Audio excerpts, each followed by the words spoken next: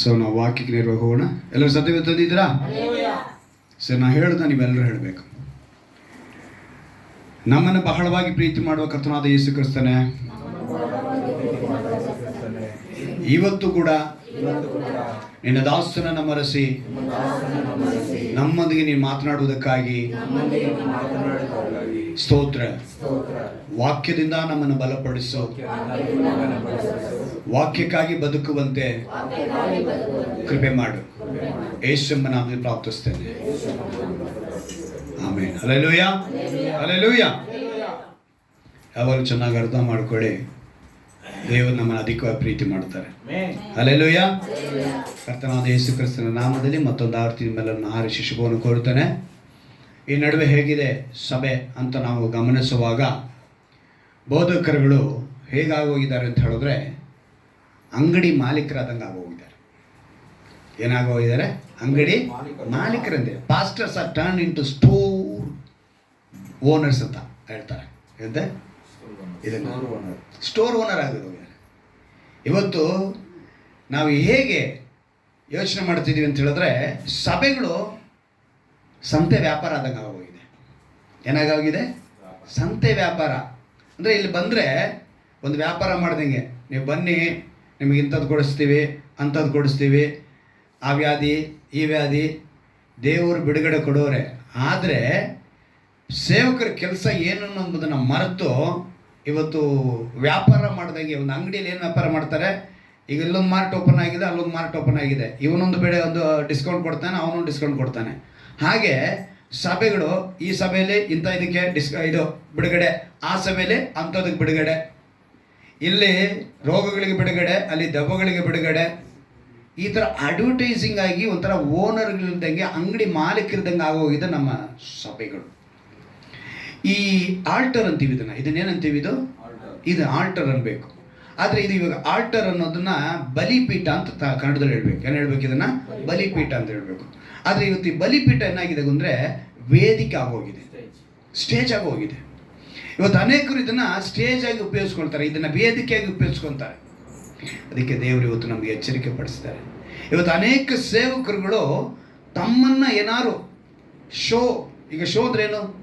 ಒಂದು ಕಾರ್ಯಕ್ರಮ ಮಾಡಿ ಆ ರೀತಿಯಾಗಿ ತೋರಿಸ್ಕೋಬೇಕು ಅನ್ನೋದನ್ನೇ ಇವತ್ತು ಅನೇಕ ಪಾಸ್ಟರ್ಸ್ಗಳಾಗಿದೆ. ನಮ್ಮ ಸಭೆ ಈ ರೀತಿ ಇದೆ, ನಾವು ಹೀಗಿದ್ದೀವಿ, ನಾವು ಹಿಂಗೆ ಮಾಡ್ತೀವಿ ಅನ್ನೋ ತೋರಿಸುವಿಕೆ, ಅದರ ಒಂದು ಕಾರ್ಯಕ್ರಮ ತೋರಿಸೋ ರೀತಿಯಲ್ಲಿ ಇವತ್ತು ಸಭೆಗಳಾಗಿದೆ. ಅಲ್ಲಿ ಪಾಪವನ್ನು ತೆಗೆಯುವುದಕ್ಕೆ ಒಂದು ವಿಷಯವೇ ಇಲ್ಲ. ಪಾಪವು ಅವರಿಗೆ ಅಳಿಸಲ್ಪಡಬೇಕು, ಅವ್ರ ಮಾನಸಾಂತರ ಹೊಂದಬೇಕು ಅನ್ನೋ ವಿಷಯಗಳನ್ನ ಮರೆತೋಗಿದ್ದಾರೆ. ಇವತ್ತು ನಾವು ಅದನ್ನು ತಿಳಿದವರಾಗಿ, ದೇವರು ವ್ಯಾಪಾರಕ್ಕಾಗಿ ಅಲ್ಲ, ನಮ್ಮ ದೇವರು ಏನು ವ್ಯಾಪಾರಕ್ಕಾಗಿ ಅಲ್ಲ, ಈಗ ಬಿಸ್ನೆಸ್ ಮಾಡ್ದಂಗೆ ಅಲ್ಲ. God is not A business ಅಂತ ಹೇಳ್ತಾರೆ. ದೇವರು ಬಿಸ್ನೆಸ್ ಅಲ್ಲ, ವ್ಯಾಪಾರ ಅಲ್ಲ. ಅವ್ರನ್ನ ನಾವು ಹೇಗೆ ಸ್ವೀಕರಿಸಬೇಕು? ಅವ್ರು ನಿತ್ಯ ಜೀವನ ಕೊಡುವಂಥ ದೇವರು. ಪರಲೋಕ ವೃತ್ತಿಯನ್ನು ಈ ಒಂದು ಇದು ಒಂಥರ ಪ್ರೈಸ್ ಕೊಡೋಂಗೆ, ನೀವು ಪರಲೋಕಕ್ಕೆ ನಾವು ಕರ್ಕೊಂಡು ಹೋಗ್ತೀವಿ, ನಮ್ಮ ಸಭೆಗೆ ಬನ್ನಿ, ಆ ರೀತಿ ಅಲ್ಲ. ಇವತ್ತು ದೇವರು ಏನು ಬಯಸ್ತಾರೆ ಅನ್ನೋದನ್ನು ತಿಳಿದವರಾಗಿ ಇವತ್ತು ಮನುಷ್ಯನ ಎಡವಿ ಬೀಳೋದು ಹೆಂಗೆ ಅಂತೇಳಿ ಒಂದು ಚಿಕ್ಕ ಒಂದು ನೀತಿಗಾಗಿ ನಿಮ್ಗೆ ಹೇಳ್ತೀನಿ. ಒಂದು ಗುಬ್ಬಚ್ಚಿ, ಯಾಕಂತ ಹೇಳಿದ್ರೆ ಇವತ್ತು ಮನುಷ್ಯರಲ್ಲಿ ಅನೇಕ ವಿಧದ ಹೋರಾಟಗಳಿದೆ. ಅದಕ್ಕೆ ನಾನು ಇದನ್ನು ಹೇಳ್ತಾ ಇರೋದು. ನಾವು ತಿಳಿದುಕೊಂಡ್ರೆ ಖಂಡಿತವಾಗ್ಲೂ ಒಂದು ಹೊಸ ಲೈಫ್ನ ನಾವು ಮಾಡ್ಕೊಳ್ತೀವಿ. ಒಂದು ಗುಬ್ಬಚ್ಚಿ ಹೋಗಿ ಒಂದು ಮರದ ಹತ್ರ ಒಂದು ಆಶ್ರಯ ಕೇಳುತ್ತೆ. ಏನಕ್ಕೆ ಆಶ್ರಯ ಕೇಳಿದ್ರೆ ದೊಡ್ಡ ಮಳೆ ತುಂಬ ಬಿರುಗಾಳಿ ಸಮೇತ ಬರ್ತಾ ಇದೆ. ಇದು ಹೋಗಿ ಕೇಳ್ತೈತೆ, ನನಗೆ ಸ್ವಲ್ಪ ಆಶ್ರಯ ಕೊಡು ಅಂತ. ಆ ಮರ ಹೇಳುತ್ತೆ, ನನ್ನ ಕೈಲಿ ಕೊಡೋಕ್ಕಾಗಲ್ಲ ಅಂತ. ಚಕ್ಕಂತ ಅವ್ರ ಪಕ್ಕದಲ್ಲಿ ಒಂದು ಮರಕ್ಕೆ ಹೋಗುತ್ತೆ. ಆ ಮರಕ್ಕೆ ಹೋಗಿ ಆ ಮರಕ್ಕೆ ಹೇಳ್ತೆ, ಈ ಥರ ಮಳೆ ಬೀಳ್ತಾ ಇದೆ, ನಾನು ಸ್ವಲ್ಪ ಮರಿಗಳು ಸ್ವಲ್ಪ ಆಶ್ರಯ ಪಡ್ಕೊಳ್ತೀವಿ ಅಂತ ಹೇಳ್ತಾರೆ. ಸರಿ ಅಂತ ಈ ಗುಬ್ಬಚ್ಚಿಗೆ ಆ ಮರ ಆಶ್ರಯ ಕೊಟ್ಬಿಡ್ತು. ಮಳೆ ಜಾಸ್ತಿಯಾಗಿ ಬಿರುಗಾಳಿ ಜಾಸ್ತಿಯಾಗಿ ಪ್ರವಾಹನೇ ಬಂತು. ಪ್ರವಾಹ ಬಂದಿದ್ದ ತಕ್ಷಣ ಈ ಗುಬ್ಬಚ್ಚಿ ಮೊದಲನೇದಾಗಿ ಒಂದು ಮರನ ಕೇಳ್ತಲ್ಲ ಆಶ್ರಯ, ಆ ಮರ ನೀರಿನಲ್ಲಿ ತೇಲ್ಕೊಂಡು ಹೋಗ್ತಾ ಇದೆ.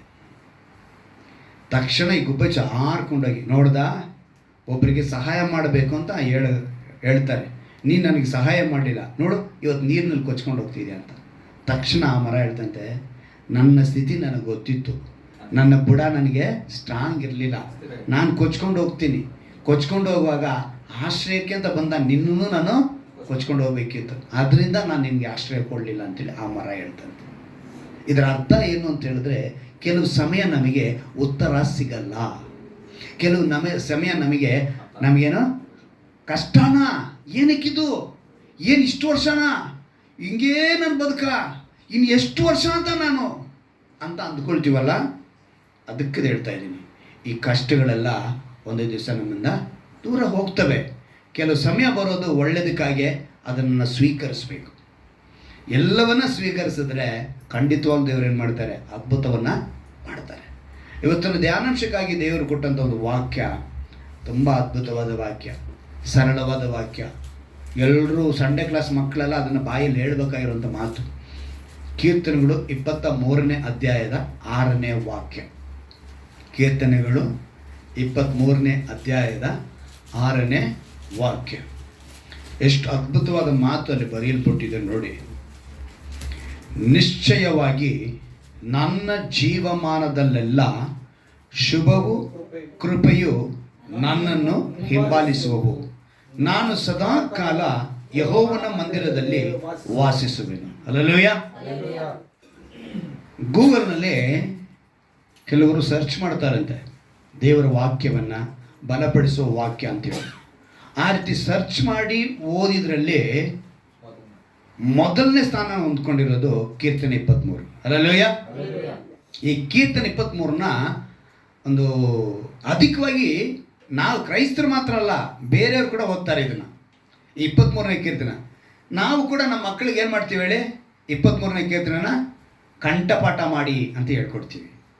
ಸಂಡೇ ಕ್ಲಾಸ್ ಮಕ್ಕಳಿಗೆ ಸಾಮಾನ್ಯವಾಗಿ ಕಲಿಸ್ಕೊಡೋ ಕೀರ್ತನೆನೇ 23ನೇ. ಸ್ವೀಟಿ ಮರ್ತೋಗಿರ್ತಾಳೆ, ಆದರೆ ಫಸ್ಟ್ ಅವಳಿಗೆ ಹೇಳ್ಕೊಟ್ಟಿದ್ದು ಕೀರ್ತನೆ ಭಾಗ ನನ್ನ ಮಗಳು ಅವಳ ಬಾಯಲ್ಲಿ ಹೇಳಿಸಿದ್ದು ಇದೇ ಕೀರ್ತನೆ 23ನೇ. ನನಗೆ ಜ್ಞಾಪಕ ಇದೆ. ಆದರೆ ಅವಳಿಗೆ ಇವಾಗ ನಾನು ಹೇಳಿದ್ನಾ, ಹೌದಾ ಅಂಕಲ್ ಅಂತ ಹೇಳ್ತಾಳೆ ಇವಾಗ ನಾನು ಕೇಳಿದ್ರೆ ಅಲ್ವಾ. ಅಂದರೆ 23ನೇ ಕೀರ್ತನೆ ಅಷ್ಟೊಂದು ಪ್ರಾಮುಖ್ಯತೆ ಹೊಂದಿದ್ದು. ಈ ಕೀರ್ತನೆಯಲ್ಲಿ ಬಹಳ ರಹಸ್ಯಗಳಿದೆ, ಆಶೀರ್ವಾದಗಳಿದೆ. ಇವತ್ತು ಭಕ್ತನಾದ ದಾವೀದನ ಅನುಭವ, ಅವನು ಹೇಳ್ತಾನೆ, ಅವನ್ನ ಯಾವುದೋ ಒಂದು ಹಿಂಬಾಲಿಸ್ತಾ ಇದೆ. ಅದು ಯಾವುದು ಅಂತ ಹೇಳ್ತಾನೆ, ಶುಭವು ಕೃಪೆ. ಅದು ಯಾವಾಗ ಅಂತ ಹೇಳ್ತಿದ್ದಾನೆ, ಲೈಫ್ ಟೈಮ್, ಜೀವಮಾನದ ಎಲ್ಲ ಸಮಯದಲ್ಲೂ ಅವನ್ನ ಯಾವ್ದು ಹಿಂಬಾಲಿಸ್ತಾ ಇದೆ ಅಂತೆ, ಶುಭವು ಕೃಪೆಯು. ಇವತ್ತು ರೂಪಾಂತರ ಹೊಂದಿರುವಂಥ ನಾವುಗಳು, ಯಾಕಂದ್ರೆ ಈ ತಿಂಗಳು ನಮ್ಗೆ ಕೊಟ್ಟಿದ್ದಾರೆ ದೇವರು ಒಂದು ಅದ್ಭುತವಾದ ಮಾತು ಕೊಟ್ಟಿದ್ದಾರಲ್ವಾ, ಏನು, ಬಹು ಸಂತಾನವುಳ್ಳವರಾಗಿರಬೇಕು, ಹೆಚ್ಚಿನವರಾಗಬೇಕು ಭೂಮಿಯಲ್ಲಿ. ನಾವೇನಾಗಬೇಕು, ತುಂಬಿಕೊಳ್ಳಬೇಕು, ವಶಪಡಿಸಿಕೊಳ್ಳಬೇಕು, ದೊರೆತನ, ಅಧಿಕಾರ, ಅದು ಜವಾಬ್ದಾರಿ ಕೊಟ್ಟಿದ್ದಾರೆ. ಈಗ ನಾವು ಇದನ್ನು ಪಡೆದುಕೊಂಡಿರೋರು ಏನಾಗಬೇಕು, ರೂಪಾಂತರ ಹೊಂದಬೇಕು ಅಂತ ಅಂದ್ಕೊಂಡ್ವಿ. ಈಗ ರೂಪಾಂತರ ಹೊಂದಿರುವವನು ಹೇಳುವಂಥ ಮಾತು ಏನು ಅಂತ ಹೇಳಿದ್ರೆ, ಈಗ ದಾವೀದನು ರೂಪಾಂತರ ಹೊಂದಿದ್ದಾನೆ. ಅವನು ಹೇಳ್ತಾನೆ, ನಮ್ಮ ಜೀವಮಾನದಲ್ಲ ನನ್ನನ್ನು ಹಿಂಬಾಲಿಸ್ತಿರೋದು ಯಾವುದು ಅಂತೆ, ಶುಭವು. ಒಬ್ಬ ಸಹೋದರಿ ಬಂದು ಒಬ್ಬ ಪಾಸ್ಟರ್ ಹತ್ರ ಕೇಳ್ತಾಳೆ, ಪಾಸ್ಟ್ರೇ, ಯಾರೋ ನನ್ನ ಯಾವಾಗಲೂ ಹಿಂಬಾಲಿಸ್ಕೊಂಡೇ ಇರತ್ತಾರೆ, ನನಗೆ ನೆನಪು. ಮನೇಲಿ ಕುಂತಿರ್ತೀನಿ, ಯಾರೋ ಹಿಂದೆ ನಿಂತಿರ್ತಾರೆ, ನಡ್ಕೊಂಡು ಹೋಗ್ತೀನಿ, ಯಾರೋ ಹಿಂದೆ ಬರ್ತಾ ಇರೋಂಗಿದೆ ಅಂತ ಹೇಳಿ ಯಾವಾಗಲೂ ಕೇಳ್ತಾರೆ. ಆ ಪಾಸ್ಟರ್ ಹೇಳಿದ್ರು, ನೋಡಮ್ಮ, ನೀನು ಇದಕ್ಕೆ ಪ್ರಾರ್ಥನೆ ಮಾಡಬೇಕು, ಪ್ರಾರ್ಥನೆ ಮಾಡಿದ್ರೆ ನಿನ್ಗೆ ಗೊತ್ತಾಗುತ್ತೆ ಅಂತೇಳಿ. ಅವರು ಪ್ರಾರ್ಥನೆ ಮಾಡಿದ್ರು, ಆಕೆನೂ ಪ್ರಾರ್ಥನೆ ಮಾಡಿದ್ರು. ಮತ್ತೆ ಅದನ್ನೇ ಕೇಳಿದಾಗ ಅವರ ಸೇವಕರು ಹೇಳ್ತಾರೆ, ನಿನ್ನನ್ನು ಯಾವಾಗಲೂ ಶುಭಯು ಕೃಪೆಯು ನಿನ್ನ ಹಿಂದೆ ಬರ್ತಾ ಇದೆ, ನಿನಗೆ ಅದು ಅರ್ಥ ಆಗ್ತಿಲ್ಲ. ಮೊದಲನೇದು ದೇವರ ಹತ್ರ ಸರಿಯಾಗಿ ನಿಂತ್ಕೋ. ಹಲ್ಲೆಲೂಯಾ. ಇವತ್ತು ನಮ್ಮನ್ನು ಯಾವಾಗಲೂ ಶುಭಯು ಕೃಪೆಯು ಹಿಂಬಾಲಿಸಬೇಕು. ಇವತ್ತು ನಿಮ್ಮನ್ನು ನಾನು ಪ್ರಶ್ನೆ ಕೇಳ್ತೀನಿ, ನಿಮ್ಮನ್ನು ಹಿಂಬಾಲಿಸ್ತಿರೋದು ಯಾವುದು? ನಿಮ್ಮನ್ನು ಹಿಂಬಾಲಿಸ್ತಿರೋದು ಯಾವುದು ಅಂತ ನಿಮ್ಮನ್ನು ನೀವು ಪ್ರಶ್ನೆ ಮಾಡ್ಕೊಳ್ಳಿ. ನನ್ನನ್ನು ಯಾವುದು ಹಿಂಬಾಲಿಸ್ತಾ ಇದೆ ಅಲ್ವಾ? ಸ್ತ್ರೀಯರಿಗೆ ಮಾಮೂಲಾಗಿ ಒಂದು ಮಾತು ಕೇಳ್ತೀನಿ, ರಾತ್ರಿ 10 ಗಂಟೆ ಆದಮೇಲೆ ನಮ್ಮ ಮನೆಯಲ್ಲೇ ಸ್ವಲ್ಪ ಹಿಂದ್ಗಡೆ ಓಡ್ ಬಂದ್ರೆ ಹೋಗ್ತೀರಾ? ಹೋಗ್ತೀರಾ? ನೀವೆಲ್ಲ ಹೋಗ್ತೀರಾ? ಹಂಗಾರೆ ಧೈರ್ಯಶಾಲಿಗಳೇ. ಒಂದು 4 ರೂಮ್ ಇದೆ ಅಂತ ಇಟ್ಕೊಳ್ಳೋಣ. ರೂಮ್ ಬಿಟ್ಟು ಆ ರೂಮ್ ಹೋಗಿ ಬನ್ನಿ ಅಂತ ಹೇಳ್ತಾರೆ, ಹೋಗಿ ಬರ್ತೀರಾ? ಸರಿ. ಇಲ್ಲಿ ನಮ್ಮ ಪೆಟ್ರೋಲ್ ಬಂಕ್ ಹಿಂದ್ಗಡೆ ಒಂದು ಜಾಗ ಇದೆ, ಅಲ್ಲಿಗೆ ಹೋಗಿ ಅಂತಾರೆ, ಹೋಗಿ ಬರ್ತೀರಾ? ಅಲ್ಲಿಗೆ ಹೋಗಿ ಬನ್ನಿ ಅಂತ ಹೇಳ್ತೀವಿ. ನಾನೇನು ಹೇಳಿದ್ರೆ, ಇವತ್ತು ಮನುಷ್ಯರಿಗೆ ಹಿಂಬಾಲಿಸೋದು ಅಂತೇಳಿ ಏನೋ ಒಂದು ಹಿಂಬಾಲಿಸ್ತಾ ಇದೆ ಅಂತೇಳಿ ನೆನೆಸ್ಕೊತಾನೆ ಇರ್ತಾರೆ. ಆದರೆ ದೇವರ ಮಾತು ಇವತ್ತಿನ ಪ್ರಶ್ನೆ ಮಾಡ್ತಾ ಇದೆ, ಹಿಂಬಾಲಿಸ್ತಾ ಇರೋದು ಯಾವುದು? ಅಂದರೆ ವ್ಯಕ್ತಿಯೊಬ್ಬ ಹೇಳ್ತಾನೆ, ನಾನು ನೆಕ್ಸ್ಟ್ ಜನ್ಮ ಅಂತಿದ್ರೆ ಜಿರಳೆ ಥರ ಹುಟ್ಟಬೇಕು ಅಂತಂತೆ. ಏನಂತೆ? ಇಲ್ಲ ಹಲ್ಲಿ ಥರ ಹುಟ್ಟಬೇಕು ಅಂತಂತೆ ಒಬ್ಬ ವ್ಯಕ್ತಿ ಹೇಳ್ತಾರೆ. ಯಾಕಪ್ಪ ಅಂದರೆ ನನ್ನ ಹೆಂಡತಿ ಭಯ ಪಡೋದು ಹಲ್ಲಿಗೂ ಜಿರಳೆಗೂ ಸರ್, ಅದರಿಂದ ನಾನು ಆ ರೀತಿ ಹುಟ್ಟಿದ್ರೆ ಅಂದರೆ ಹಿಂಬಾಲಿಸಬೇಕನ್ನೋ ಈ ಭಯ, ಇದು ಯಾವ್ದು ಹಿಂಬಾಲಿಸ್ತಾ ಇದೆ? ಇವತ್ತು ಮನುಷ್ಯನ ಅನೇಕ ಭಯಗಳು ಹಿಂಬಾಲಿಸ್ತಾ ಇದೆ. ಅನೇಕ ವಿಷಯಗಳು ನಮ್ಮನ್ನು ಭಯದಿಂದ ತುಂಬಿಸಲ್ಪಟ್ಟದಾಗಿ ನಾವು ರೂಪಾಂತರ ಹೊಂದಿದ್ದೀವಿ ಅನ್ನೋದಕ್ಕೆ ಗುರುತೇ ಕಾಣ್ತಾ ಇಲ್ಲ. ಇಲ್ಲಿ ಭಕ್ತನು ಹೇಳ್ತಾನೆ, ನನ್ನನ್ನು ಹಿಂಬಾಲಿಸ್ತಿರೋದು ಜೀವಮಾನದಲ್ಲೆಲ್ಲ ಶುಭವೂ ಕೃಪೆಯು. ಅಂದರೆ ದೇವರು ಕುರುಬನಾಗಿ ಆತನನ್ನು ಹಿಂಬಾಲಿಸುವವರಿಗೆ ಶುಭವೂ ಕೃಪೆಯು ಹಿಂಬಾಲಿಸಬೇಕಂತ ನೆನೆಸ್ತಾ ಇದ್ದಾನೆ. ಅನೇಕರು ಹಿಂದೆ ಯಾವ್ದು ಹಿಂಬಾಲಿಸ್ಬೇಕು ಅನ್ನೋ ವಿಷಯನೇ ಗೊತ್ತಿಲ್ಲದಂಗೆ ಬದುಕ್ತಾ ಇದ್ದಾರೆ. ಇವತ್ತು ನನ್ನನ್ನು ಹಿಂಬಾಲಿಸ್ಬೇಕಾಗಿರೋದು ಯಾವುದು ನೋಡಿ,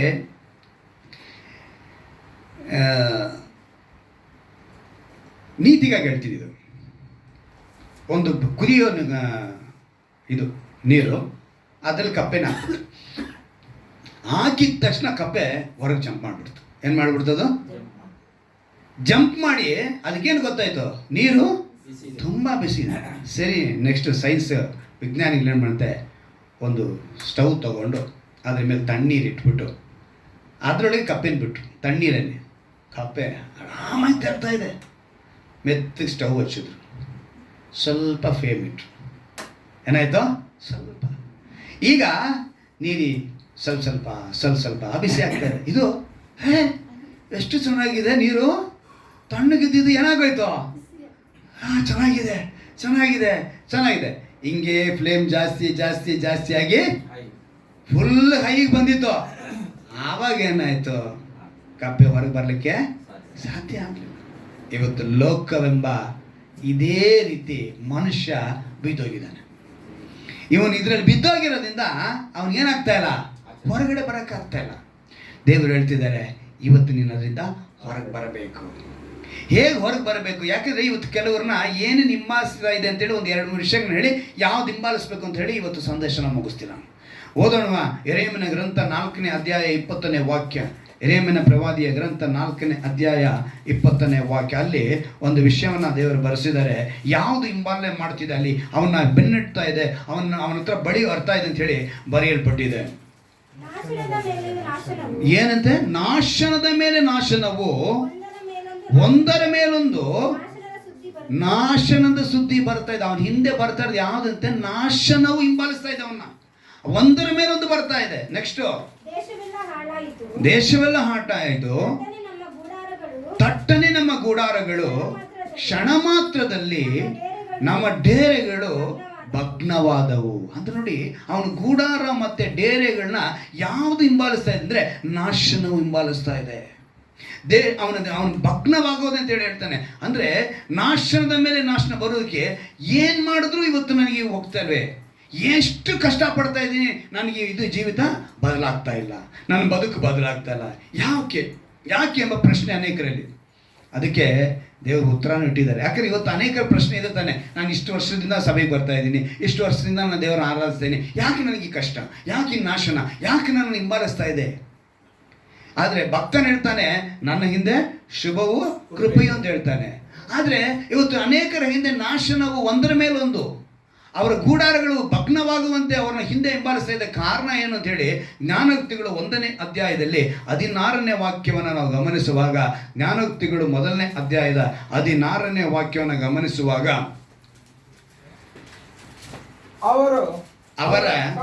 ಅವರ ಕಾಲುಗಳು ಕೇಡನ್ನು ಹಿಂಬಾಲಿಸಿ ಓಡುವವು, ಅವರು ರಕ್ತವನ್ನು ಸುರಿಸಲು ಆತುರ ಪಡುವರು. ಅಂದ್ರೆ ಇವರ ಕಾಲುಗಳು ಎಲ್ಲಿ ಓಡ್ತಾ ಇದೆ ಅಂತ ಬರೆಯಲ್ಪಟ್ಟಿದೆ, ಕೇಡನ್ನು ಹಿಂಬಾಲಿಸಿ.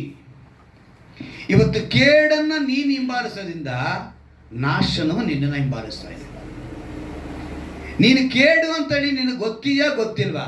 ಕಪ್ಪೆ ಲೆಕ್ಕ. ಇವಾಗ ಕಪ್ಪೆಗೆ ತಕ್ಷಣ ಬಿಸಿ ನೀರಿಂದ ಗೊತ್ತಿದ ತಕ್ಷಣ ಹೊರಗೆ ಬಂತು. ಆದರೆ ಅದು ಸ್ವಲ್ಪ ಚೆನ್ನಾಗಿದೆ, ಮಜವಾಗಿದೆ, ಖುಷಿಯಾಗಿದೆ ಅಂತೇಳಿ ಯಾವಾಗ ಇತ್ತೋ ಕೊನೆಗೆ ಆ ನಾಶನದಲ್ಲಿ ಅದು ಮುಳುಗೋಯಿತು, ಬಂಧಿಸಲ್ಪಟ್ಟಂಗೆ ಸಿಲುಕಿಕೊಂಡಂಗೆ ಆಯಿತು. ಇವತ್ತು ಮನುಷ್ಯ ಆ ರೀತಿಯೇ ಕೇಡೆಂಬುದರಲ್ಲಿ ಸಿಲುಕಿಕೊಳ್ತಾನೆ. ಕೇಡು ಅಂದರೆ ನಮ್ಗೆ ಅನೇಕ ವಿಷಯಗಳು ನಮ್ಗೆ ಚೆನ್ನಾಗಿ ಎಲ್ರಿಗೂ ಗೊತ್ತು, ಅದನ್ನು ಬಿಡಿಸಿ ಹೇಳಬೇಕಾಗಿರೋ ಅವಶ್ಯಕತೆ ಇಲ್ಲ. ಆ ಕೇಡು ಯಾವುದು? ನಮಗೆ ಅವಶ್ಯಕತೆ ಇಲ್ಲದ ವಿಷಯಗಳಲ್ಲಿ ನಾವು ತಗಲಾಕೊಂಡಾಗ, ನಮಗೆ ಅವಶ್ಯ ಇಲ್ದಿರೋ ಅದಕ್ಕೆ ನಾವು ಹಾಡು ಹೇಳ್ತೀವಲ್ಲ, ನಾನು ಎಲ್ಲೇ ಹೋದರೂ ಕೂಡ ನಿನಗೆ ಇಷ್ಟವಿಲ್ಲದ ಜಾಗಕ್ಕೆ ಯಾವುದು 104ನೇ ಹಾಡು ಉಜ್ಜೀನ ಗೀತೆಗಳಲ್ಲಿ, ನಿನಗಿಷ್ಟಲ್ಲದ ಸ್ಥಳಗಳಿಗೆ ಹೋಗದಂತೆ ನಾವು ಕೇಳಬೇಕು. ಪವಿತ್ರಾತ್ಮನೇ ಪವಿತ್ರಾತ್ಮನೇ ನಿನಗಿಷ್ಟವಿಲ್ಲದಂಥ ಸ್ಥಳಗಳಿಗೆ ನಾನು ಹೋಗದಂತೆ ಮಾಡು ಅಂತೇಳಿ. ನನ್ನ ಕಾಲುಗಳು ಹೋಗಬಾರ್ದು, ನಾನು ಅದಕ್ಕೆ ಹೋಗಬಾರ್ದು. ನಿನಗೆ ಇಷ್ಟ ಇಲ್ಲದ ಸ್ಥಳ ಯಾವುದು? ಇವತ್ತು ಗಂಡ ಹೆಂಡತಿಗೆ ಹೇಳ್ಬೋದು, ಹೆತ್ತವರು ಮಕ್ಕಳಿಗೆ ಹೇಳ್ಬೋದು, ಇಂಥ ಅದು ಮಾಡಬೇಡಿ ಮಾಡಬೇಡಿ ಅಂತ ಹೇಳಿದಾಗ ಅನೇಕರಿಗೆ ಕೋಪ ಬರುತ್ತೆ. ಅವಾಗೇನಾಗುತ್ತೆ, ಅದು ದೇವರ ಇಷ್ಟ ಇದೆಯಾ ಇಲ್ಲ ಅನ್ನೋದು ತಂದೆ ತಾಯಿ ಮುಖಾಂತರನೋ ಅಥವಾ ಗಂಡ ಹೆಂಡತಿಗೋ ಅಥವಾ ಹೆಂಡತಿ ಗಂಡನಿಗೋ ಹೇಳ್ತಾರೆ. ಅದು ಹೇಳುವಾಗ ನೀವು ತಿಳ್ಕೊಂಡಿಲ್ಲ ಅಂತ ಹೇಳಿದ್ರೆ ಅಲ್ಲಿಗೆ ಏನಾಗ್ತಿದ್ದೀರಾ, ನಾಶನ ಹಿಂಬಾಲಿಸುವುದಕ್ಕೆ ನೀವೇ ಕಾರಣರಾಗ್ತಾರೆ. ಅದು ಹೇಳಲ್ಪಟ್ಟಿದೆ ನೋಡಿ, ಅವರು ರಕ್ತವನ್ನು ಸುರಿಸಲು ಆತುರ ಪಡುವರಂತೆ. ಇವರು ಯಾರು? ಇವರು ಅಂದರೆ ನೀವು 18ನೇ ವಾಕ್ಯ ಅದರಲ್ಲೇ ನೋಡಿ, ಇವರಾದರೂ ಸ್ವರಕ್ತವನ್ನು ಸುರಿಸಿಕೊಳ್ಳುವುದಕ್ಕೆ ವಂಚ ಹಾಕುತ್ತಾರೆ. ಬೇರೆಯವ್ರ ರಕ್ತ ಅಲ್ಲ, ಸ್ವಂತ ರಕ್ತ. ಅಂದರೆ ನಮಗೆ ನಾಶನ ಇದೆ ಅಂತ ಗೊತ್ತಿದ್ರು, ಕೇಡು ಇದೆ ಅಂತ ಗೊತ್ತಿದ್ರು, ಇವರೇ ವಂಚ ಹಾಕೊಂಡು ಹೋಗಿ ಬಿದ್ದೋಗ್ತಾ ಇದ್ದಾರೆ. ಇವರೇ ಅದರಲ್ಲಿ ಬಿದ್ದೋಗೋದ್ರಿಂದ ದೇವರು ಎಚ್ಚರಿಕೆ ಪಡಿಸಿರ್ತಿದ್ದಾರೆ. ಯಾತಕ್ಕಾಗಿ, ಯಾವುದಕ್ಕಾಗಿ ನಿನ್ನ ಕಾಲುಗಳು ಇವತ್ತು ಓಡ್ತಾ ಇದೆ? ಅನೇಕ ಯುವಕರುಗಳು ಇವತ್ತಿನ ಪರಿಸ್ಥಿತಿ ನಾನು ಹೇಳ್ತೀನಿ, ಯುವಕರಾಗ್ಬೋದು, ಕೆಲವರು ವಯಸ್ಸಾದವರು ಇದ್ದಾರೆ ಅಂದ್ಕೊಡಿ, ಸೆಲೆಬ್ರಿಟೀಸ್ನ, ಪೊಲಿಟಿಕಲ್ ಲೀಡರ್ಗಳನ್ನ ಅವ್ರಿಗೋಸ್ಕರ ಜೀವ ಕೊಡ್ತೀನಿ ಅಂತ ಹೋಗ್ತಾ ಇದ್ದಾರೆ. ಏನಂತ ಅವರಿಗೆ ಪ್ರಾಣ ಕೊಡ್ತೀನಿ ಅಂತ ಹೋಗ್ತಿದ್ದಾರೆ. ಪ್ರಾಣ ಕೊಟ್ಟ ದೇವ್ರನ್ನ ಹುಡುಕ್ತಾ ಇಲ್ಲ. ಪ್ರಾಣ ಕೊಡೋದಕ್ಕೆ ಇವರು ರಕ್ತದಲ್ಲಿ ಲೆಟರ್ ಬರೀತಾ ಇದ್ದಾನೆ ಒಬ್ಬ. ಯಾರಿಗೆ? ಪೊಲಿಟಿಕಲ್ ಲೀಡರ್ಗೆ ರಕ್ತದಲ್ಲಿ ಬರೆದು ಕೊಡ್ತಾನೆ ಅಂತೆ. ಇವತ್ತು ಹುಡುಗಿರಿಗೆ ಬರೀತಾ ಇದ್ರು, ನಾನು ಕೇಳ್ತಾ ಇದ್ದೆ, ಹುಡುಗರಿಗೆ ಹುಡುಗ ಈ ಥರ ಬರೀತಾ ಇದ್ರು, ಲವ್ ಲೆಟರ್ಗಳೆಲ್ಲ ರಕ್ತದಲ್ಲಿ ಬರೀತಾ ಇದ್ರು, ಕೈಯೆಲ್ಲ ಕುಯ್ಕೊಳ್ಳೋದು ಅಂತೆಲ್ಲ ಮಾಡ್ತಾ ಇದ್ರು. ಆದರೆ ಇವಾಗ ಪೊಲಿಟಿಕಲ್ ಲೀಡರ್ಗೆ, ಸೆಲೆಬ್ರಿಟಿಗಳಿಗೋಸ್ಕರ ತಮ್ಮ ಪ್ರಾಣನ ಕೊಡೋಕ್ಕೆ ಸಿದ್ಧವಾಗಿದ್ದಾರೆ. ನಮ್ಗೆ ಲಾಸ್ಟ್ ಟೈಮ್ ನೋಡಿದ್ವಲ್ಲ, ಚಿನ್ನಸ್ವಾಮಿ ಸ್ಟೇಡಿಯಮಲ್ಲಿ RCB ಬಂತು ಅಂತೇಳಿ ಎಷ್ಟು ಜನ ಸತ್ತೋದ್ರು. ಕೋಟಿ ದುಡ್ಡು ಇದೆಯಂತೆ ಒಬ್ಬನಿಗೆ. ಇವಾಗ ನನ್ನ ಮಗ ಇಲ್ಲ, ನಾನು ಏನು ಮಾಡಲಿ ಅಂತಾನೆ. ಹಾಗೆ ಇವತ್ತು ಮನುಷ್ಯ ಕೇಡನ್ನು, ಅಲ್ಲಿಗೆ ನಾನು ಕ್ರಿಕೆಟ್ ಕೇಡು ಅಂತ ಹೇಳಿಲ್ಲ, ಆಮೇಲೆ ಉಲ್ಟಾಲ ಮಾತಾಡಬಾರ್ದು, ಉಲ್ಟಾಲ ಅರ್ಥ ಮಾಡ್ಕೋಬಾರ್ದು. ನಾನು ಕ್ರಿಕೆಟ್ ಕೇಡು ಅಂತ ಹೇಳಿಲ್ಲ, ಅವಶ್ಯಕತೆ ಇತ್ತಾ ಅಂತೀನಿ. ಅವಶ್ಯಕತೆ ಇಲ್ಲದೆ ಇರೋದಕ್ಕೆ ನೀನು ಏನಕ್ಕೆ ಹೋಗ್ತೀಯ ಅಂತೀನಿ. ಅವರೇನೋ ನಿಮ್ಮ ಮನೆಗೋ ನಿನ್ನ ತಂದೆ ತಾಯಿ ಮಹೇಶಲ್ಲ ಬಂದು ನೋಡ್ತಾರ? ನಿನ್ನ ಫ್ಯಾನ್ ಆಗಿರ್ಬೋದು, ಅಭಿಮಾನಿ ಆಗಿರ್ಬೋದು, ಅಭಿಮಾನ ಎಷ್ಟರ ಮಟ್ಟಿಗೆ ಒಂದು ಎಲ್ಲದಕ್ಕೂ ಮಿತಿ. ಅದಕ್ಕೆ ನೋಟ್ಬುಕ್ನಲ್ಲೇ ನಮಗೆ ಶಾಲೆಗೆ ಹೋದಾಗ ಒಂದು ಕ್ರಮನ ಹೇಳ್ಕೊಡ್ತಾರೆ. ಏನು ಗೊತ್ತಾ? ಮಾರ್ಜಿನ್ ಹಾಕಿ ಕೊಡ್ತಾರೆ. ಒಂದು ನೋಟ್ಬುಕ್ಕಲ್ಲಿ ಏನಿರುತ್ತೆ, ಮಾರ್ಜಿನ್ ಹಾಕಿ ಕೊಡ್ತಾರೆ. ಏನಕ್ಕೆ? ಇದು ಲೈನು, ಇಲ್ಲೇ ಇದೆಲ್ಲ ನಮ್ಗೆ ಹೇಳ್ಕೊಡ್ತಾರೆ, ಶಾಲೆಯಲ್ಲೇ ಹೇಳ್ಕೊಡ್ತಾರೆ. ನಾವು ಆ ಮಿತಿನಲ್ಲೇ ಇರಬೇಕು. ಆ ಮಿತಿ ಬಿಟ್ಟು ಹೋದಾಗ ನಮ್ಮನ್ನು ಕೇಡು ಹಿಂಬಾಲಿಸುತ್ತೆ, ನಾಶನವು ನಮ್ಮನ್ನು ಹಿಂಬಾಲಿಸುತ್ತದೆ. 59ನೇ ಪ್ರವಾದಿಯ ಗ್ರಂಥ, ಯೆಶಾಯನ ಪ್ರವಾದಿಯ ಗ್ರಂಥ 59ನೇ ಅಧ್ಯಾಯದಲ್ಲಿ ಒಂದು ಮಾತು ನೆನಪು ತರ್ತೀನಿ ನೋಡಿ. ಅಲ್ಲೊಂದು ಮಾತು ಬರೆಯಲ್ಪಟ್ಟಿದೆ, ನಿರಪರಾಧಿಯ ರಕ್ತವನ್ನು ಸುರಿಸುವುದಕ್ಕೆ ಇವರು ಕಾಲುಗಳು ಓಡ್ತಾ ಇದೆ ಅಂತೇಳಿ ಬರೆಯಲ್ಪಟ್ಟಿದೆ. ಅಲ್ಲಿ 59ನೇ ಅಧ್ಯಾಯ 7ನೇ ವಾಕ್ಯವನ್ನು ನೋಡುವಾಗ, ಇವರ ಕಾಲುಗಳು ಕೇಡನ್ನು ಹಿಂಬಾಲಿಸಿ ಓಡುತ್ತದೆ, ಇವರು ನಿರಪರಾಧಿಯ ರಕ್ತವನ್ನು ಸುರಿಸಲು ಆತುರ ಪಡುತ್ತಾರೆ, ಇವರ ಯೋಚನೆಗಳು ಅಧರ್ಮದ ಯೋಚನೆಗಳೇ, ಇವರು ಹೋದ ದಾರಿಗಳಲ್ಲಿ ಭಂಗವೂ ನಾಶನವೂ ಉಂಟಾಗುತ್ತದೆ. ಕೇಡನ್ನು ಮಾಡಬೇಕಂತಲೇ ಓಡ್ತಾ ಇದ್ದಾರೆ, ನಿರಪರಾಧಿಯ ರಕ್ತವನ್ನು ಸುರಿಸಬೇಕು ಅಂತ ಹೋಗ್ತಾರೆ. ಇಂಥವ್ರ ಮೇಲೇ ದೇವರು ಎಚ್ಚರಿಕೆ ಪಡಿಸಿ ಇವತ್ತು ಹೇಳ್ತಿದ್ದಾರೆ, ನಿನ್ನನ್ನು ಯಾವುದು ಓಡಿಸ್ತದೆ? ನೀನು ಇವತ್ತು ಫೇಸ್ಬುಕ್ಕಲ್ಲಿ ಫಾಲೋವರ್ಸ್ ಬೇಕು. ಯಾವುದ್ರಲ್ಲಿ ಬೇಕು? ಹಾಂ, ಇನ್ಸ್ಟಾಗ್ರಾಮಲ್ಲಿ ಫಾಲೋವರ್ಸ್ ಬೇಕು, ಟ್ವಿಟ್ಟರಲ್ಲಿ ಫಾಲೋವರ್ಸ್ ಬೇಕು. ಅದಕ್ಕೆ ಈ ವಿಚಿತ್ರ ಕೋತಿ ಚೇಷ್ಟೆಗಳನ್ನ ಮಾಡ್ತಾರೆ. ವಿಚಿತ್ರ ಕೋತಿ ಚೇಷ್ಟೆಗಳು, ಫಾಲೋವರ್ಸ್ ಬೇಕು ಅಂತ. ಅದು ಅಂತೂ ಬಹಳ ಅಧ್ವಾನದ್ದು. ಈ ಫಾಲೋವರ್ಸ್ ಬೇಕು ಅಂತಾನೆ ಇದೆಲ್ಲವೂ ಮಾಡ್ತಾರೆ. ಆದರೆ ಇವರಿಗೆ ಈ ಕೇಡೇ ಹಿಂಬಾಲಿಸ್ತಾ ಇರುತ್ತೆ. ನಿರಪರಾಧಿ ಸ್ವರಕ್ತ ಅಂತ ಇನ್ನೊಬ್ಬರ ಜೊತೆಗೆ ಈಗ ನೋಡ್ತಿಲ್ಲ, ಪ್ರಾಂಕ್ ಅಂತ ಹೇಳಿ ಮಾಡ್ತಾರೆ, ಕೆಲವು ಪ್ರಾಂಕ್ ವಿಡಿಯೋ ಅಂತೇಳಿ ಮಾಡ್ತಾ ಇರ್ತಾರೆ. ಇದೆಲ್ಲವೂ ಕೂಡ ಕೇಡನ್ನು ಅವ್ರಿಗೂ ಅವರೇ ಮಾಡಿಕೊಡೋದು. ಕೆಲವರಿಗೆ ಎಷ್ಟೋ ಜನರಿಗೆ ಭಯ ಇಡಿಸೋದು, ಏನೇನೋ ವಿಷಯಗಳು ಮಾಡ್ತಾರೆ. ಇದೆಲ್ಲವೂ ಕೂಡ ಏನಾಗುತ್ತೆ, ಅವರನ್ನು ಕೇಡು ಹಿಂಬಾಲಿಸುವಂತೆ ಮಾಡ್ತಾರೆ. ಅದಕ್ಕೇ ಈ ಕೇಡು ಮತ್ತು ಈ ಸ್ವರಕ್ತ ಸುರಿಸೋದಕ್ಕೆ ಕಾರಣ ಏನು ಅಂತ ಹೇಳಿದ್ರೆ, ನಿರಪರಾಧ ರಕ್ತ ಸುರಿದ ಕಾರಣ ಅಂತ ಹೇಳಿದ್ರೆ ಕೋಪ. ಈ ಕೋಪ ಇವ್ರನ್ನ ಯಾವಾಗಲೂ ನಿರಪರಾಧಿಯ ಮೇಲೆ ಕೂಡ ನಮಗೆ ದ್ವೇಷ ಹುಟ್ಟಿಸುವಂಥದ್ದು. ಜ್ಞಾನೋಕ್ತಿಗಳು 27ನೇ ಅಧ್ಯಾಯದಲ್ಲಿ ಒಂದು ಮಾತು ಬರೆಯಲ್ಪಟ್ಟಿದೆ. 27:3. ಇನ್ನೊಬ್ಬರು ಪ್ರಸಂಗಿ 7:9 ತೆಗೆದುಕೊಳ್ಳಿ. ಜ್ಞಾನೋಕ್ತಿಗಳು 27ನೇ ಅಧ್ಯಾಯನ ಒಬ್ಬರು ತೆಗೆದುಕೊಳ್ಳಿ, ಒಬ್ಬರು ಪ್ರಸಂಗಿನ ತೆಗೆದುಕೊಳ್ಳಿ. 2 ವಾಕ್ಯ ಒಂದು ಅದ್ಭುತವಾದ ಮಾತನ್ನು ತಿಳಿಸುತ್ತೆ. ಜ್ಞಾನ ಭಾರ, ಮರಳು ಭಾರ, ಎರಡಕ್ಕಿಂತಲೂ ಮೂಢನ ಕೋಪವು ಬಲುಭಾರ. 4ನೇ ವಾಕ್ಯ ಓದಿಗೆ. ಕೋಪವು ಕ್ರೂರ, ಕ್ರೋಧವು ಪ್ರವಾಹ, ಮಾತ್ಸರ್ಯಕ್ಕೆ ಎದುರಾಗಿ ಯಾರು ನಿಂತಾರು. ಇವಾಗ ಪ್ರಸಂಗಿ ಓದಿ 7ನೇ ಅಧ್ಯಾಯ 9ನೇ ವಾಕ್ಯ. ಪ್ರಸಂಗಿಯಲ್ಲಿ ಏನಂತೆ? ನಿನ್ನ ಮನಸ್ಸು ಕೋಪಕ್ಕೆ ಆತುರ ಪಡದಿರಲಿ. ಇವತ್ತು ಮನುಷ್ಯನ ಕಣ್ಗಳಲ್ಲಿ, ಮನುಷ್ಯನ ದೃಷ್ಟಿಯಲ್ಲಿ, ಮನುಷ್ಯನ ನೆನಪಿನಲ್ಲಿ, ಮನುಷ್ಯನ ಚಿಂತನೆಯಲ್ಲಿ ಎಲ್ಲವೂ ಕೋಪ ಅಡಗಿದೆ. ಇವರ ಕೇಡನ್ನ ಹಿಂಬಾಲಿಸಿದ ಇದು ಒಳಗಿಂದ ಹುಟ್ಟುತ್ತೆ. ಇದು ಒಳಗೆ ಹುಟ್ಟಿ ಇವನೇನು ಮಾಡ್ತಿದ್ದಾನೆ? ಸ್ವರಕ್ತವನ್ನೇ ಇವನೇ ಚೆಲ್ಕೊತಾ ಇದ್ದಾನೆ. ಇವನೇ ತನ್ನನ್ನು ನಾಶನ ಪಡಿಸಲು. ಅದಕ್ಕೇ ನಾಶನದ ಮೇಲೆ ನಾಶನ, ಒಂದರ ಮೇಲೆ ಒಂದು ನಾಶನ ಇವ್ರನ್ನ ಹಿಂಬಾಲಿಸ್ತಾ ಇದೆ. ಕಾರಣ ಇವರು ಸ್ವರಕ್ತವನ್ನು ಸುರಿಸುವುದಕ್ಕೆ. ಒಳ್ಳೇದು ಮಾಡಿ ನೋಡಿ, ಅದು ಹಿಂಬಾಲಿಸ್ಕೊಂಡ್ಬರುತ್ತೆ. ಒಳ್ಳೆದನ್ನು ನೆನೆಸು ನೋಡಿ, ಅದು ಹಿಂಬಾಲಿಸ್ಕೊಂಡ್ಬರುತ್ತೆ. ಅದಕ್ಕೇ ರಾತ್ರಿ ವೇಳೆಯಲ್ಲಿ ಕೆಲವರೆಲ್ಲ ಹೇಳ್ತಾರೆ, ಇವತ್ತು ಅನೇಕರ ಮನೆಗಳಲ್ಲಿ, ಕುಟುಂಬಗಳಲ್ಲಿ ಏನಂದರೆ ರಾತ್ರಿ ಹೊತ್ತೇ ಅವರು ಹಾರರ್ ಮೂವಿ, ಬೇರೆ ಎಂಥದನ್ನು ನೋಡಬೇಕು ಎಲ್ಲ ನೋಡ್ಬಿಟ್ಟು ಏನು ಮಾಡ್ತಾರೆ, ರಾತ್ರಿ ಹೊತ್ತು ಗೊಣಗ್ತಾ ಇರ್ತಾರೆ.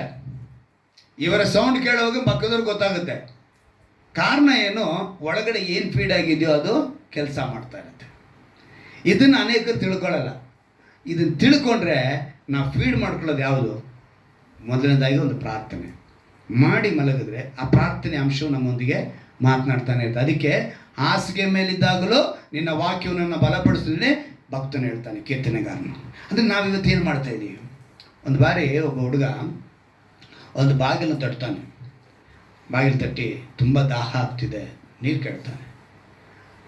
ಆ ತಾಯಿ ಅವನ್ನ ನೋಡಿ ನೀರು ಎತ್ಕೊಂಡ್ಬರುವಾಗ ಒಂದು ಲೋಟ ಹಾಲು ತಂದು ಕೊಡ್ತಾರೆ. ಆ ಹಾಲು ತಗೊಂಡು ಆ ಹುಡುಗ ಕೇಳ್ತಾನೆ, ಅಮ್ಮ ನಾನು ಕೇಳಿದ ಬರೀ ನೀರು ಮಾತ್ರ ಅಲ್ಲಪ್ಪ, ನೀನು ನೋಡಿದ್ರೆ ತುಂಬ ನನಗೆ ಬೇಸರ ಆಯಿತು, ತುಂಬ ಟಯರ್ಡ್ ಆದಂಗಿದೆಯಾ, ಈ ಹಾಲನ್ನು ಕೊಡಿ ಅಂತೇಳಿ.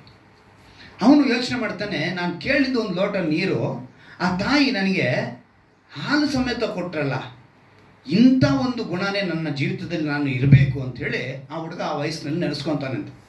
ಆಮೇಲೆ ಅವನು ಹೋಗ್ತಾನೆ, ಅವನ ಬದುಕಿನಲ್ಲಿ ಅವನು ವಿದ್ಯಾವಂತನಾಗ್ತಾನೆ, ಒಂದು ಒಳ್ಳೆ ಸ್ಥಿತಿಗೆ ಬರ್ತಾನೆ. ಒಳ್ಳೆ ಸ್ಥಿತಿ ಏನಂತ ಹೇಳಿದ್ರೆ ಅವನೊಂದು ಡಾಕ್ಟ್ರೇ ಆಗ್ತಾನೆ. ಆ ಡಾಕ್ಟ್ರಾಗಿ ಅವನ ಸೇವೆ ಆ ಒಂದು ಊರಲ್ಲಿ, ಅದೇ ಊರಲ್ಲೇ ಅವನು ಒಂದು ಕ್ಲಿನಿಕ್ ಓಪನ್ ಮಾಡಿ ಅದು ನಡೆಸ್ತಾ ಇರುವಾಗ ಒಂದು ದಿವಸ ರಾತ್ರಿ ವೇಳೆ ಇದ್ದಕ್ಕಿದ್ದ ಮಧ್ಯರಾತ್ರಿಲಿ ಒಬ್ಬ ಸ್ತ್ರೀನ ತೊಗೊಂಬರ್ತಾರೆ. ಅವ್ರು ತೊಗೊಂಬಂದಿದ ತಕ್ಷಣ ಹಾಸ್ಪಿಟ್ಲಲ್ಲಿ ಇರೋಲ್ಲ, ಗಡಿಬಿಡಿಯಾಗಿ ಅವ್ರನ್ನ ತೊಗೊಂಡೋಗಿ ಟ್ರೀಟ್ಮೆಂಟ್ ಮಾಡಿ ಇವರು ಬಂದರು. ಈ ಡಾಕ್ಟ್ರು ಕೂಡ ಬಂದು ನೋಡ್ತಾರೆ. ನೋಡಿದ ತಕ್ಷಣ ಫಸ್ಟ್ ಇವ್ರಿಗೆ ಟ್ರೀಟ್ಮೆಂಟ್ ಕೊಡಿ ಅಂತೇಳಿ ಎಲ್ಲ ಟ್ರೀಟ್ಮೆಂಟ್ ನಡೆಯುತ್ತೆ. ಇದು ಸುಮಾರು ಒಂದು 3 ತಿಂಗಳು ಟ್ರೀಟ್ಮೆಂಟ್ ನಡೆಯುತ್ತೆ. ಅಂಥ ಒಂದು ಭಯಂಕರ ಕಾಯಿಲೆ ಇವನಿಗಿರುತ್ತೆ. ಆ ವ್ಯಾಧಿಗೋಸ್ಕರ ಎಲ್ಲ ಟ್ರೀಟ್ಮೆಂಟ್ ಮುಗಿದ ಮೇಲೆ ಒಂದು ಬಿಲ್ಲು ಆಕೆ ಪಕ್ಕಕ್ಕೆ ಬರುತ್ತೆ. ಆ ಬಿಲ್ಲಲ್ಲಿ ಏನು ಬರೆಯುತ್ತೆ, ನಮ್ಮ ಲೆಕ್ಕಕ್ಕೆ ಒಂದು 1 ಲಕ್ಷಗಟ್ಟಲೆ ಬಿಲ್ ಹಾಕಿದ್ದಾರೆ. ಈ ಬಿಲ್ಲೆಲ್ಲವೂ ಕೂಡ 1 ಲೋಟ ಹಾಲಿಗೆ ಸಮವಾಯಿತು, ನೀನು ದುಡ್ಡು ಕಟ್ಟಬೇಕಾಗಿಲ್ಲ ಅಂತ ಬಂದಿರುತ್ತೆ. ತಕ್ಷಣ ಈಕೆಗೆ ಒಂಥರ, ಆ ತಾಯಿಗೆ ಒಂಥರ ಆಶ್ಚರ್ಯ ಆಗಿದೆ. 1 ಲೋಟಕ್ಕೆ ಇಷ್ಟು ಲಕ್ಷ ನಮಗೆ ಬಿಲ್ಲು ಇಲ್ವಾ, ಯಾರಿರ್ಬೋದು ಅಂಥೇಳಿ ಈಕೆ ಹೋಗ್ತಾಳೆ. ಹೋಗಿ ಆ ಡಾಕ್ಟ್ರ್ ನೋಡ್ಬೇಕು ಅಂತ ಹೇಳಿದ್ರೆ, ಇದು USA ನಡೆದಿರೋದು, ಕೆಲ್ಲಿ ಅಂತೇಳಿ ಒಬ್ಬ ಡಾಕ್ಟ್ರು.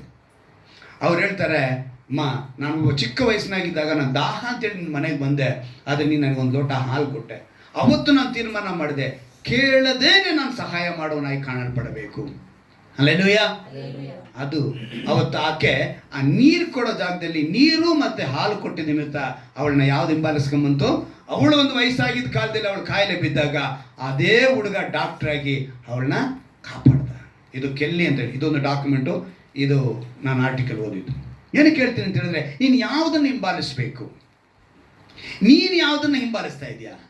ನಿನ್ನನ್ನು ಯಾವುದು ಹಿಂಬಾಲಿಸ್ತಾ ಇದೆ? ನೀನು ತಿಳ್ಕೊಂಡ್ರೆ ಖಂಡಿತವಾಗಲೂ ಆಶೀರ್ವಾದ. ಎರಡನೇದಾಗಿ ಇನ್ನೊಂದು ನಮ್ಮನ್ನು ಬೆನ್ನತ್ತಂತೆ, ಅದು ಯೋಬನ ಪುಸ್ತಕದಲ್ಲಿ 18ನೇ ಅಧ್ಯಾಯದಲ್ಲಿ 11ನೇ ವಾಕ್ಯವನ್ನು ನಾವು ಗಮನಿಸುವಾಗ, ಯೋಬನ ಪುಸ್ತಕ 18ನೇ ಅಧ್ಯಾಯ 11ನೇ ವಾಕ್ಯ. ಯೋಬನ ಪುಸ್ತಕ 18ನೇ ಅಧ್ಯಾಯ.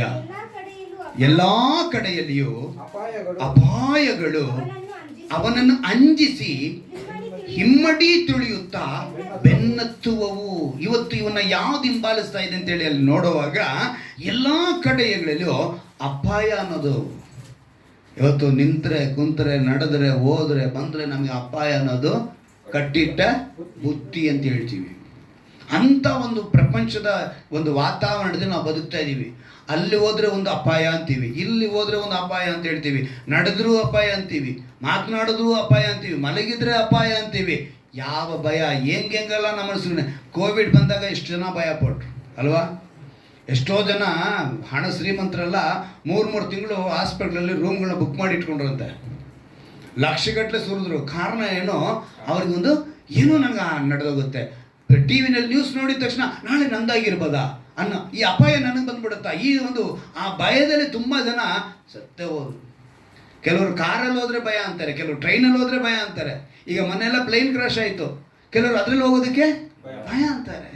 ಇವತ್ತು ಈ ಅಪಾಯ ಇಲ್ಲದಂಥ ಸ್ಥಳವೇ ಇಲ್ಲ. ಆದರೆ ಇದಕ್ಕೆ ಕಾರಣ ಏನು ಅಂತ ನಾವು ತಿಳ್ಕೊಂಡ್ರೆ, ನಾವು ರಕ್ಷಣೆ ಹೊಂದಿ ಕೂಡ ರಕ್ಷಣೆ ಹೊಂದದೇ ಇರುವಂಥ ಅನುಭವದಲ್ಲಿದ್ದೀವಿ. ಈ ಅಪಾಯ ನನ್ನ ಬಂದಾಗ ನಾನು ಏನು ಮಾಡಬೇಕು? ಇನ್ನು ಕೆಲವರಲ್ಲಿ ಈ ಅಪಾಯ ಬರಲು ದೇವರು ನಮ್ಮ ಪ್ರಾರ್ಥನೆ ಕೇಳ್ತಾ ಇದ್ದಾನ ಇಲ್ವಾ, ನಮ್ಮನ್ನು ಯಾಕೆ ಕೈ ಬಿಟ್ಟಿದ್ದಾನೆ ಅನ್ನೋ ಪ್ರಶ್ನೆಗಳು ಮಾಡ್ಕೊಳ್ತಾರೆ. ರಕ್ಷಣೆ ಹೊಂದದೇನೆ ಕೆಲವರು ರಕ್ಷಣೆ ಹೊಂದಿದ್ದೀವಿ ಅಂತ ಅಂದ್ಕೊಂಡಿದ್ದಾರೆ. ಅರ್ಥ ಏನು ಗೊತ್ತಾ? ಪ್ರತಿ ಭಾನುವಾರ ನಾನು ಚರ್ಚಿಗೆ ಬರ್ತಾ ಇದ್ದೀನಿ ಅಂತ ಇದ್ದಾರೆ. ಏನಂತೆ?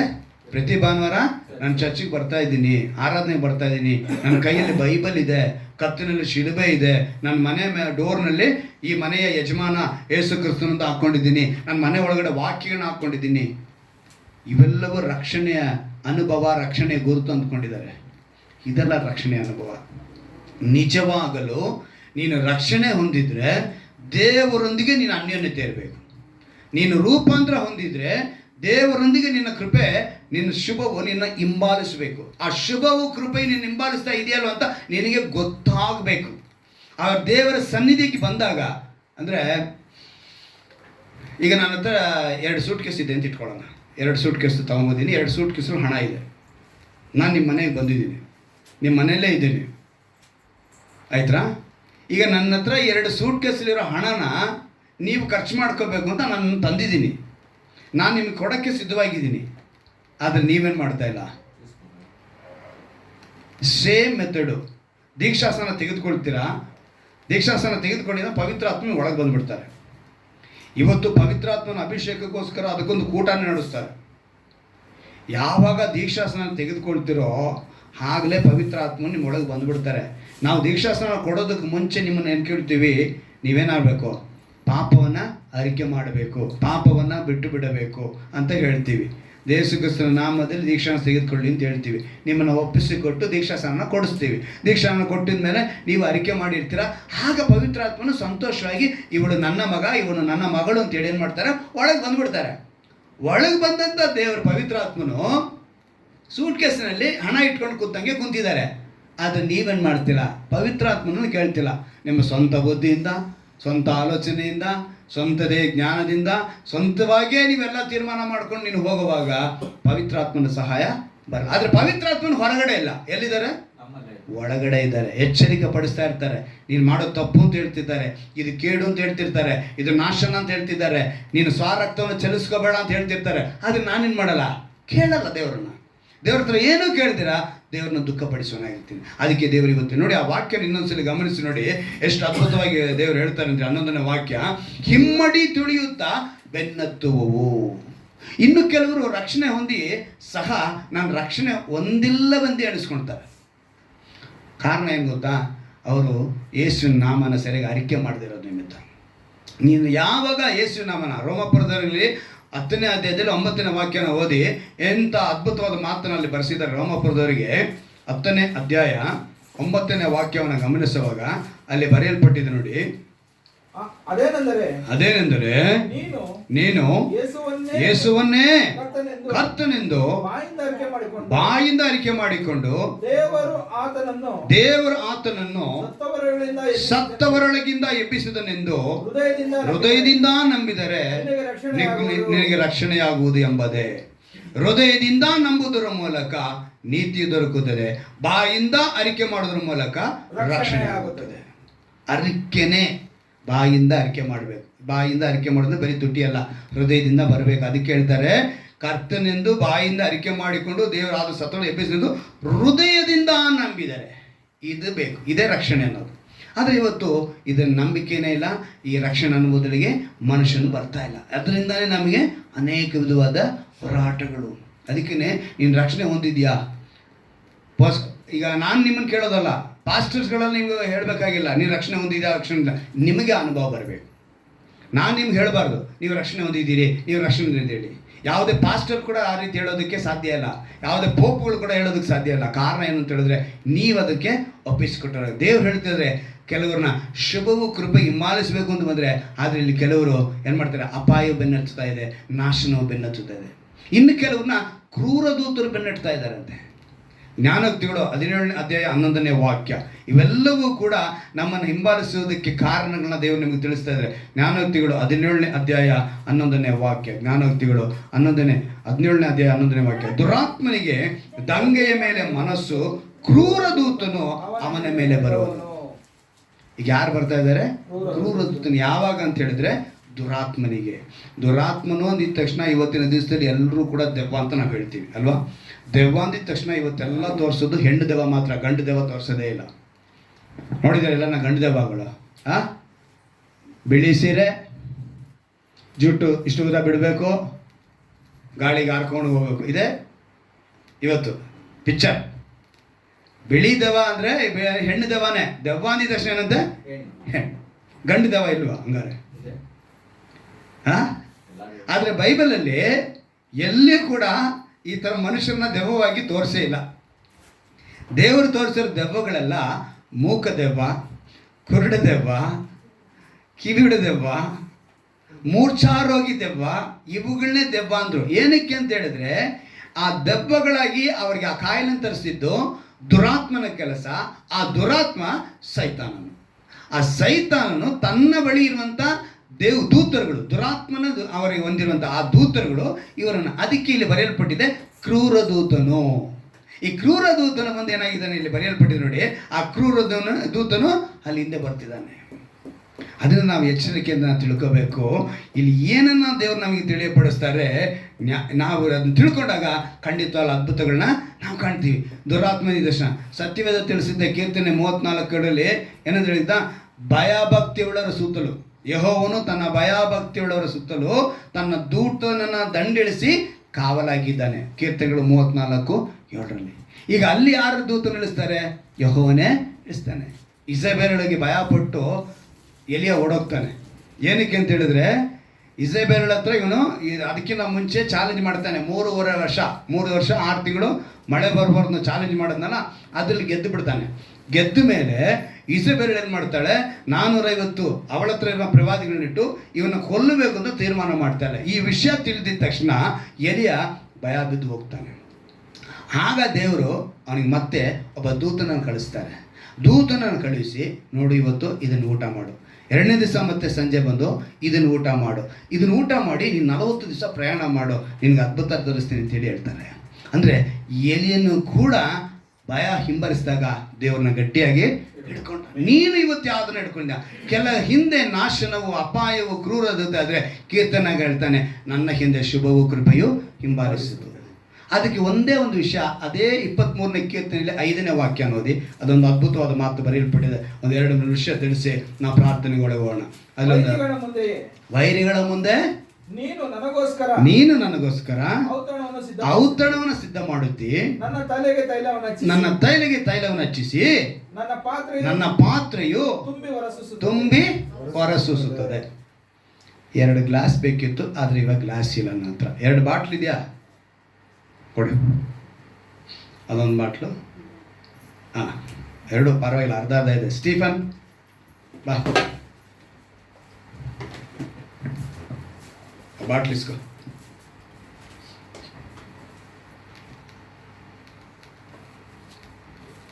ಇಲ್ಲಿ ಬಾ,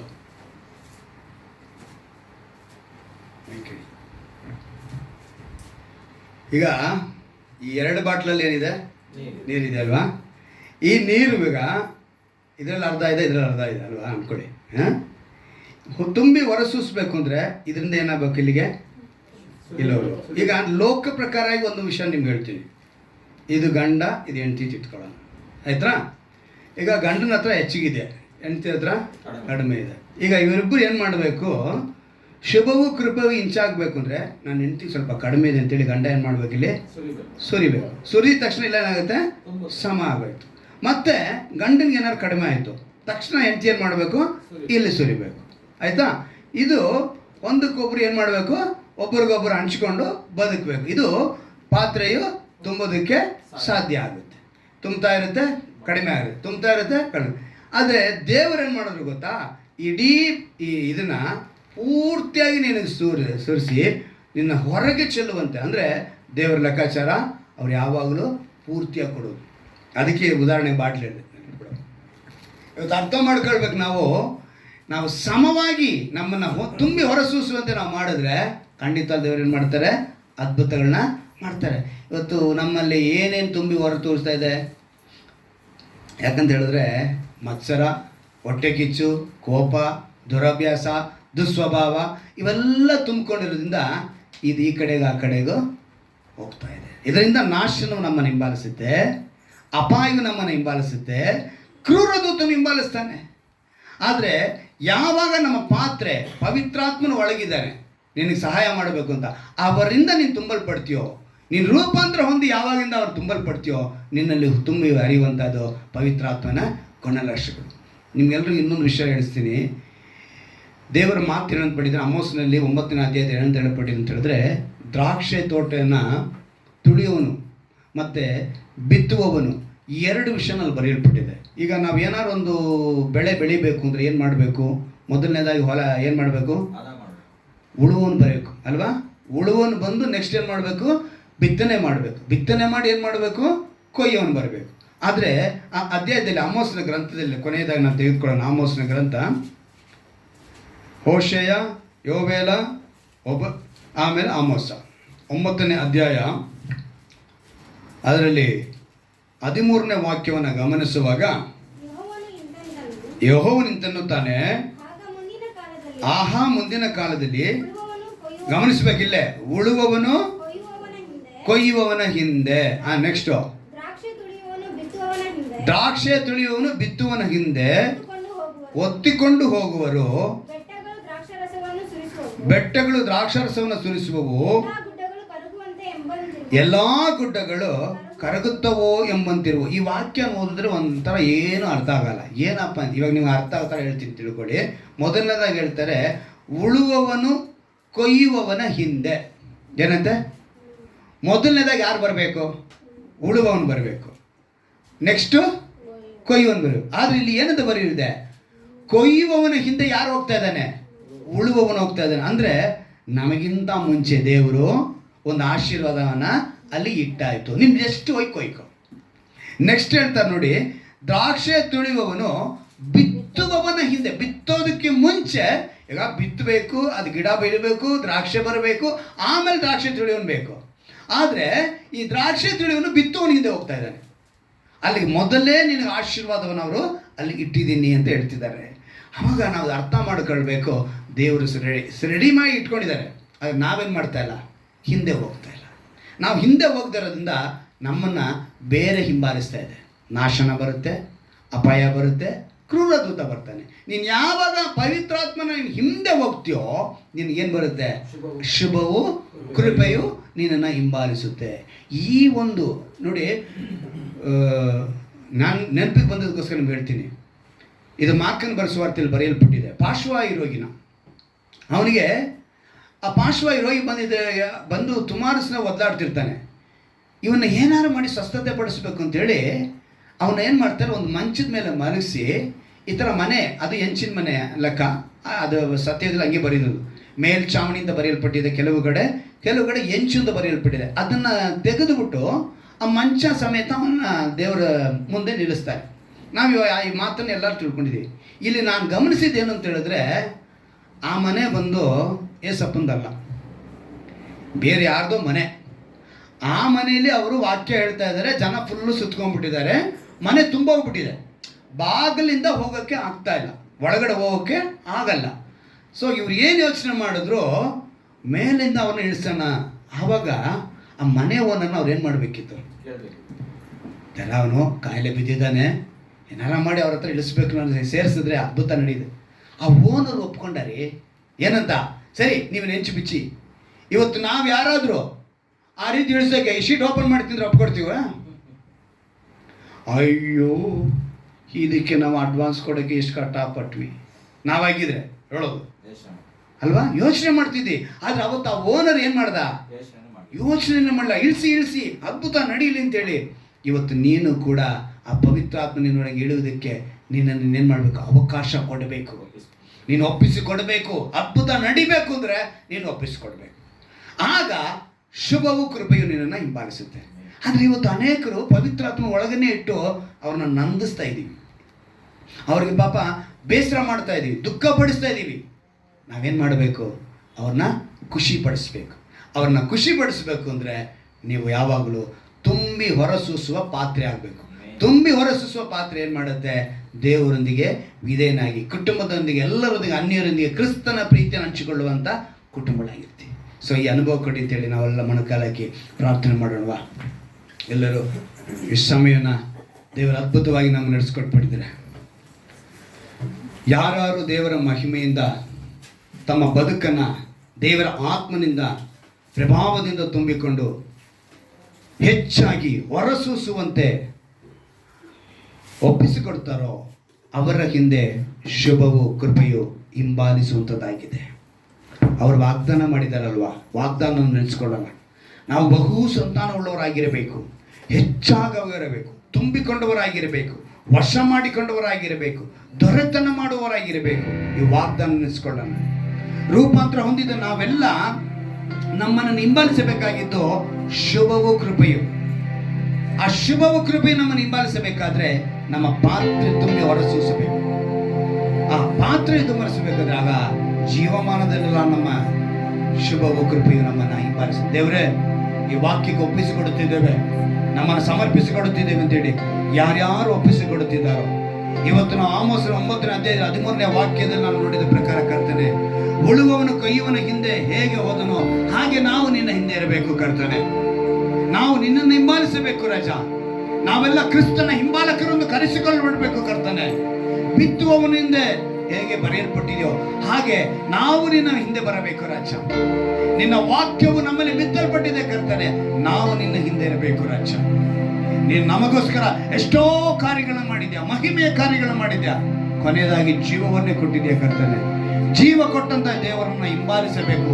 ಆಗ ಶುಭವು ಕೃಪೆಯು ಹೇಗೆ ಭಕ್ತರು ಹೇಗೆ ತನ್ನನ್ನ ಒಪ್ಪಿಸಿಕೊಡುತ್ತಾನೋ, ಯೆಹೋವನು ನನಗೆ ಕುರುಬನು, ನನ್ನ ಕೊರತೆ ಪಡೆನು, ಜೀವಮಾನದಲ್ಲೆಲ್ಲ ಶುಭವು ಕೃಪೆಯು ನನ್ನನ್ನು ಹಿಂಬಾಲಿಸು, ನಾನು ಸದಾಕಾಲ ಆತನ ಮಂದಿರದಲ್ಲಿ ವಾಸಿಸುವನೆಂದು ಮಾತು ಕೊಟ್ಟಂತೆ ದೇವರೇ, ನಿನ್ನಲ್ಲಿ ನಾವು ವಾಸ ಮಾಡತಕ್ಕದಾಗಿ, ನಿನ್ನಲ್ಲಿ ನೆಲೆಗೊಳ್ಳತಕ್ಕದಾಗಿ ಈ ಅನುಭವದಲ್ಲಿ ನಡೆಸು ಅಂತೇಳಿ ಯಾರ್ಯಾರು ಒಪ್ಪಿಸಿಕೊಳ್ಳುತ್ತಿದ್ದಾರೋ ಅವರೆಲ್ಲರಿಗೂ ಕೂಡ ಕರ್ತನೆ ಈ ವಾಕ್ಯದ ಅದ್ಭುತವಾದ ಆಶೀರ್ವಾದ ಯೇಸುವಿನ ನಾಮದಲ್ಲಿ ಭಾಗಲಿ ನಾವು ಪ್ರಾರ್ಥಿಸುತ್ತೇವೆ. ಅನೇಕರು ಕರ್ತನೆ ಭಾರಗಳನ್ನು ಹೊತ್ತುಕೊಂಡವರಾಗಿ ಇಲ್ಲಿ ಬರ್ತಾರೆಪ್ಪ, ಆದ್ರೆ ಭಾರವನ್ನ ನೀನು ಅವರ ಬಳಿಯಿಂದ ಹೊತ್ತುಕೊಂಡು ಇಲ್ಲಿಂದ ಹೋಗ್ತಿದ್ಯಾ ಕರ್ತನೆ. ಎಷ್ಟು ಒಳ್ಳೆಯ ದೇವರಯ್ಯ ನೀನು, ಎಷ್ಟು ಒಳ್ಳೆಯ ದೇವರಪ್ಪ ನೀನು. ಇವರ ಮೇಲೆ ನೀನು ಕನಿಕರ ಇಟ್ಟಿರೋದ್ರಿಂದ ಇವರನ್ನ ಕರೆಸಿ ಇವರ ಭಾರಗಳನ್ನ ನೀನು ಹೊತ್ತುಕೊಂಡು ಇವರಿಗೆ ಸಮಾಧಾನವನ್ನು ನೀನು ಉಂಟು ಮಾಡಿರುವುದಕ್ಕಾಗಿ ಸ್ತೋತ್ರ ರಾಜ. ಕರ್ತನೆ, ಈ ಕ್ಷಣದಿಂದ ಇವರು ಇಲ್ಲಿಂದ ಹೊರಗಡೆ ಹೋಗುವಾಗ ಇವರನ್ನ ಸಮಾಧಾನ ಆವರಿಸಿಕೊಂಡಿರಲಿ, ಸಮಾಧಾನ ಅವರ ಆಳ್ವಿಕೆ ಮಾಡಲಿ. ಒಂದು ಎಲ್ಲ ವಿಷಯಗಳನ್ನ ಭಾರಗಳನ್ನ ತೆಗೆದು ಹಗುರವಾಗಿ ಹೋಗುವಂತೆ ಕೃಪೆ ಮಾಡಿಕೊಡು ರಾಜ. ಲೋಕವು ಕೊಡುವುದಕ್ಕೆ ಸಾಧ್ಯವಿಲ್ಲ ಕರ್ತನೆ, ನಿನ್ನಿಂದ ಮಾತ್ರ ಸಾಧ್ಯ ಕರ್ತನೆ. ನೀನು ಅದನ್ನು ಕೊಟ್ಟು ಇದನ್ನು ಬಲಪಡಿಸಲಿಕ್ಕೆ ನಾವು ಪ್ರಾರ್ಥಿಸ್ತೇವೆ ರಾಜ. ಒಂದು ವೇಳೆ ಈ ವಾಕ್ಯವನ್ನ ಯಾರು ಯಾವ ಸಮಯದಲ್ಲಿ ಕೇಳಿದರೂ ಕೂಡ ಅವರಿಗೆ ಆ ಅದ್ಭುತ ಉಂಟಾಗಲಿ ರಾಜ. ಅಂದು ಪಾರ್ಶ್ವವಾಯು ರೋಗಿನ ಕರ್ತನೆ ಮೇಲ್ಛಾವಣಿಯನ್ನು ತೆಗೆದು ನಿನ್ನ ಮುಂದೆ ಇಳಿಸಿದಾಗ ಹೇಗೆ ಅದ್ಭುತ ಉಂಟಾಯಿತೋ, ಇವತ್ತು ಅದೇ ರೀತಿಯಾಗಿ ಕರ್ತನೆ ಇವರು ಕೂಡ ಕರ್ತನೆ ತಮ್ಮ ಹೃದಯವೆಂಬ ಬಾಗಿಲನ್ನು ತೆರೆದು ನಿನ್ನನ್ನು ಇಳಿಸಿಕೊಂಡವರಾಗಿ, ನಿನ್ನಲ್ಲಿ ಒಪ್ಪಿಸಿಕೊಂಡವರಾಗಿ, ಸಮರ್ಪಿಸಿಕೊಂಡವರಾಗಿ ಬದುಕುವಂತೆ ಕೃಪೆ ಮಾಡಿ ಆಶೀರ್ವದಿಸು, ಬಲಪಡಿಸು.